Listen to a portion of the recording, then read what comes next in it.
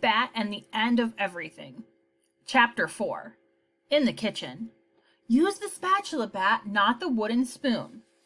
Janie was using her bossy voice, which was okay with Bat, because when it came to baking, Janie was the boss. She was good at all of it, cracking the eggs without getting the gooey clear liquid stuff all over her fingers, pouring flour without it puffing up in a cloud, whipping the butter and milk together, pouring the batter into little cups, and scraping out almost every last chocolatey bit with a spatula, not a wooden spoon. Bat set the wooden spoon he'd been using into the sink and found his favorite spatula, the pink one with a plastic pig head on the handle, in the drawer next to the stove. Janie held the mixing bowl up for him while he scraped the cupcake-sized lumps of batter into the little paper liners that sat in each of the baking tin's cups. If Bat had his way, Thor would have been curled up on his shoulder, watching him work, the way he perched to watch Bat do his homework. But in the kitchen, it was usually Janie who got her way, not Bat. And today she'd said, "If you want to help me with cupcakes, the Mephitidite has to go back to your room." Actually, Bat was so pleased that Janie had finally learned how to say Mephitidae correctly that he almost didn't mind taking Thor back to his enclosure. "I'll bring you a snack later," Bat told Thor as he'd set him in the playpen like hexagon in the corner of his room. Thor yawned lazily and nuzzled into his nest of t-shirts in the corner. Of course, Janie had watched Bat wash his hands after he'd returned from the kitchen, which was sort of annoying. Bat understood how important clean hands were for baking. When all of the batter had been poured into the tins, Bat pulled open the oven, which he had preheated to 350 degrees, just as Janie had told him to do, and Janie slid the still liquid cupcakes inside. Bat closed the oven door, which made a satisfying thud. "It's okay to close the oven like that this time, because we're only baking cupcakes," Janie said. "But if we're making popovers, it'd be an entirely different story."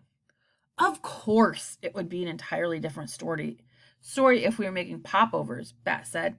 "We wouldn't be making cupcakes." "No, Bat, it'd be a different story because popovers collapse if you aren't careful with the oven door. Soufflés, too." "But we aren't making popovers or soufflés," Bat said. "We're making cupcakes." Janie sighed and shook her head. "You're right, Bat," she said. "We're making cupcakes." "Should we start the frosting?" The frosting was Bat's favorite part. Sifting together the powdered sugar and the cocoa, creaming the butter, blending in the sugar mixture and evaporated milk, licking the beaters. "Later," Janie said, "when the cupcakes are cooling. I have to run over to Ezra's house to bring him a book from school." "Did he forget it?" Bat asked. "No," Janie said. "He's sick, and our teacher asked me to bring it home for him, since we're neighbors." Then Janie said something unusual. "Want to come with me?" Normally, Janie did not invite Bat to go with her over to Ezra's house, and normally Bat wouldn't want to go anyway. Ezra was sort of a tease, and one of his favorite people to tease was Bat, and Bat was not a fan of being teased. But he was still feeling sort of warm and friendly after baking together with Janie. So instead of saying no, he asked, "Is Ezra contagious?" "No," Janie said. "He has infected tonsils. I don't think you can catch it unless you kiss him." Bat had no intention of kissing Ezra. "Okay," he said. "I'll come." Janie dug through her backpack, which was hanging on the back of a kitchen chair. She set aside a notebook, 2 school books, and her digital camera, which she had gotten for her birthday a few weeks ago and carried almost everywhere. She finally found the book she was looking for. Then she said, "Mom, when the timer rings, take out the cupcakes, okay?"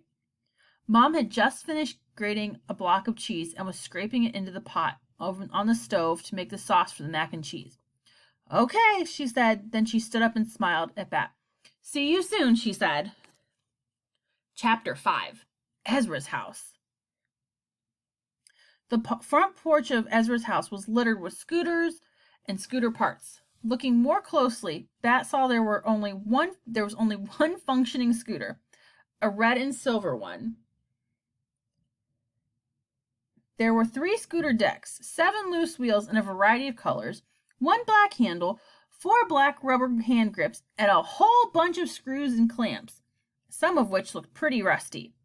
Does all of that belong to Ezra? Bat asked Janie, who stepped over the one whole scooter, which was lying on its side, right in the middle of everything. Uh-huh, she said. Ezra wants to learn to build scooters, so he takes apart old ones that he finds at yard sales and tries to make better ones out of their parts. Did he build that one? Bat asked, pointing to the red scooter. No, Janie said. That one he got for his birthday. She rang the doorbell. Immediately, a dog began barking from inside the house. Pumpkin, sit! Came a voice from the other side of the door. Sit down. Janie looked over at Bat and smiled. Remember Pumpkin? Bat did. The last time he had been over to Ezra's house was in October, right before Halloween. Ezra's family had just adopted a puppy from the shelter. At 5 months old, the puppy already weighed over 40 pounds. Ezra's mom had said that he was almost full grown, but Bat didn't think so. This dog is going to weigh 200 pounds one day, Bat had told her.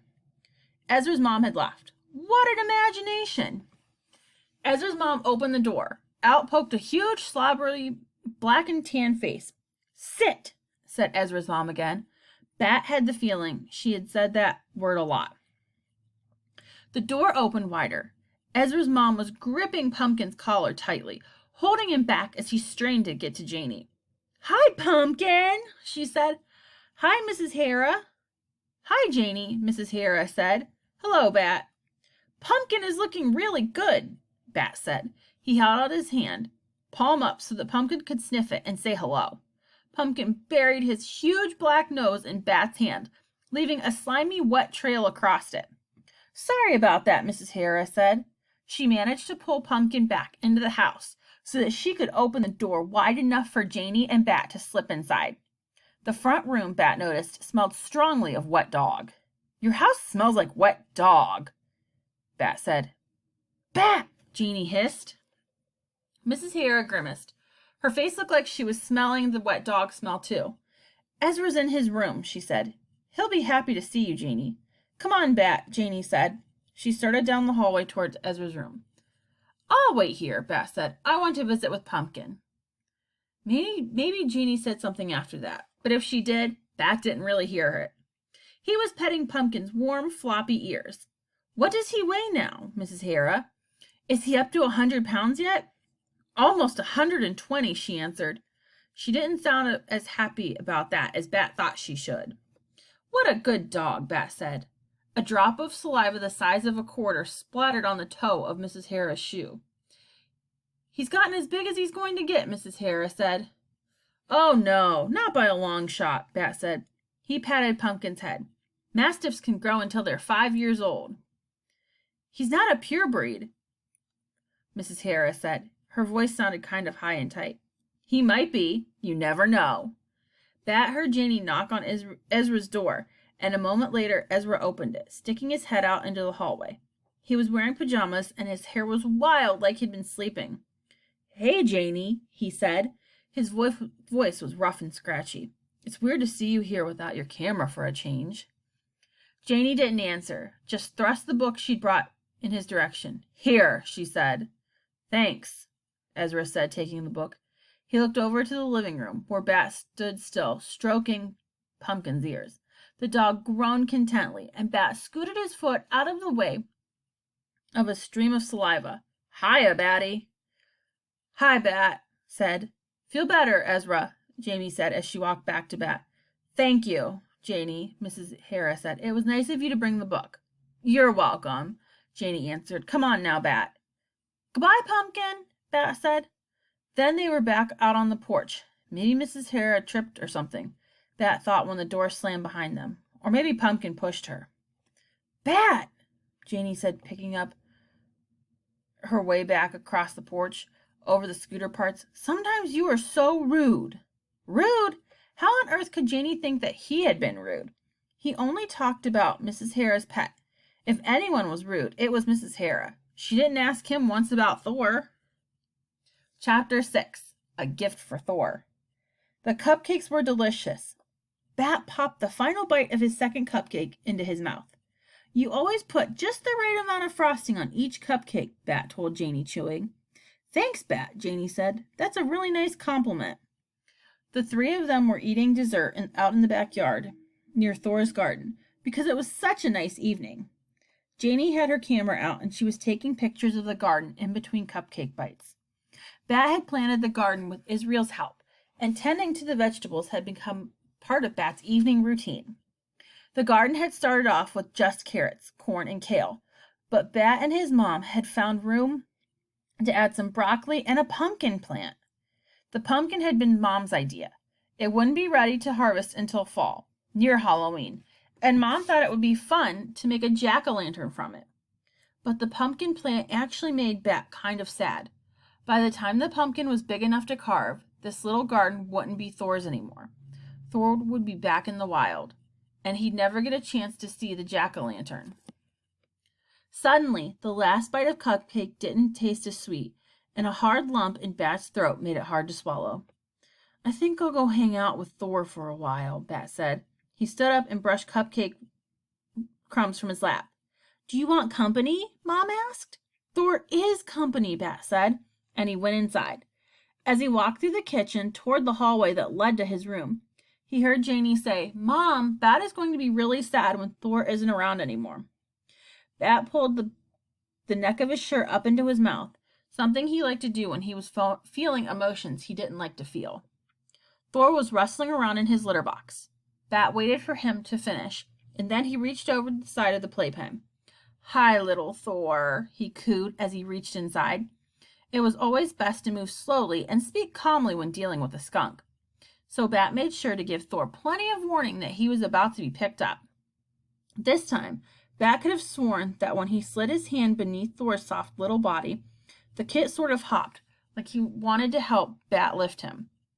Bat stood up straight, cradling Thor with both hands. He walked over to his beanbag chair and lowered himself gently, being careful not to jostle the kit. Hi there, Thor said. Bat said again. He leaned back in the beanbag and rested Thor on his chest, so the little kit's face was close to his. Thor's black whiskers tickled Bat's cheek as the kit leaned in close. His nose was cool and dry, and sort of rough, like a cat's nose. Bat said, you've missed me. He stroked Thor's bright, white stripe, which started right between the kit's shiny black eyes and arched up over the top of his head between his tiny black ears, trailing down his back, stretching all the way to the tip of his tail. Thor's fur was soft, not as soft as Baby Cake's fur, but still pretty soft, until it came to his tail. Here, the fur was more like bristly hair, and when Thor got excited, he could puff his tail out to make it look 3 times as big. There was a gentle knock on Bat's door. Come in, he said. It was Janie. She peered through the crack of the door as she slowly opened it, and then she came inside. Hi, Bat. Hi, Bat answered. What do you want? Nothing, Janie said. I just thought I'd come visit you and Thor. She walked across the room and sat cross-legged on the floor near Bat. How's he doing? He's great, Bat said. He's the best. Janie reached out and scratched Thor behind his ears. Bat appreciated how slowly she moved and how gentle she was. Hey, Janie said after a moment, I have an idea. She got up and left, and Bat heard her going into her room next door. When she came back, she was holding a pink hairbrush, and she had her camera strung around her neck.